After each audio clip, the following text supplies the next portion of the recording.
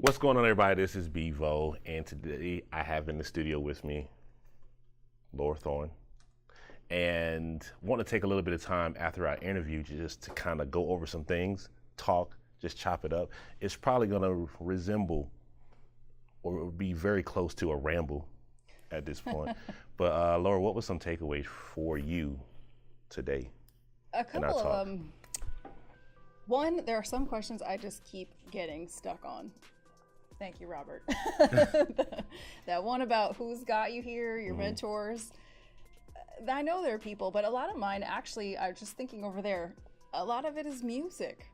You know, I'm like, the right music at the right time can move worlds for me. Right. You know, sometimes if I'm angry and I need to tone it down, I'm on to metal. And if I am trying to, if I need motivation, I'm hip hop all day long, you know? Right. And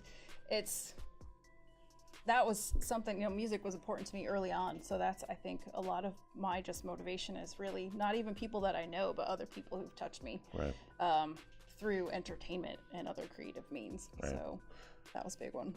Did you, your journey in the industry that you're in, how come you keep pursuing this part of the industry?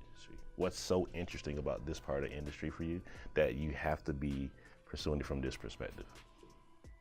Yeah, I think one thing, especially for women, I see women and creatives, and now even millennials, I see millennials having a lot of the same traits that women have traditionally portrayed and had. And I think that what I kind of somehow have more of maybe what men bring to the table, that systems thinking. My boyfriend and I, last week, he wanted to play a game of Axis and Allies.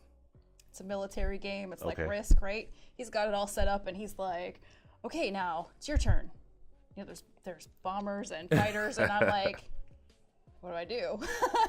You know, and he says, well, you can move here and you can move here. If you want to cut me off, and I'm like, strategy. So men have been strategizing since you picked up your first G.I. Joe.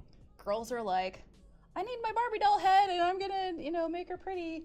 And that's, of course, a generality, but I think it's still very clear, significant way that was, for me, like, wow, this is right here in front of me, like, why there might be a difference. Right. And a lot of the work that you've been doing, too, you have a big interest in S.T.E.A.M. And tell me more about that, because a lot of that, I think, when I think about our talks together, our conversations, and then I think about, you know, how I met you and hearing the stories about you being in your van and driving around and being an environmental person, how much has that played into the interest of the S.T.E.A.M. industry? And can you break S.T.E.A.M. down for us, for everyone who doesn't know? Yeah, so one of the things that I struggled with, you know, people want to know when you start your business, who are your customers? And I've narrowed it down to, I want STEAM-powered customers who are STEM, startup, tech, environmental, arts, and manufacturing. And a lot of that is because of my background in environmental science. Like I said, doing database and programming early on, so technical brain. And then arts, because I have a lot of network in the creative world, and still, for the arts, I like to bring the business side down. A lot of times artists are teaching art from an artist's perspective who has succeeded, which is great. There's nothing wrong with that, but I bring a different perspective, toning down full business into artists. And in manufacturing, I got into that more recently.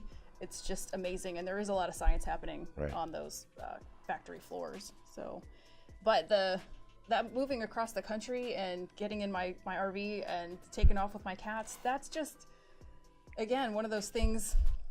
Every woman I met was like, oh my God, I would never do that.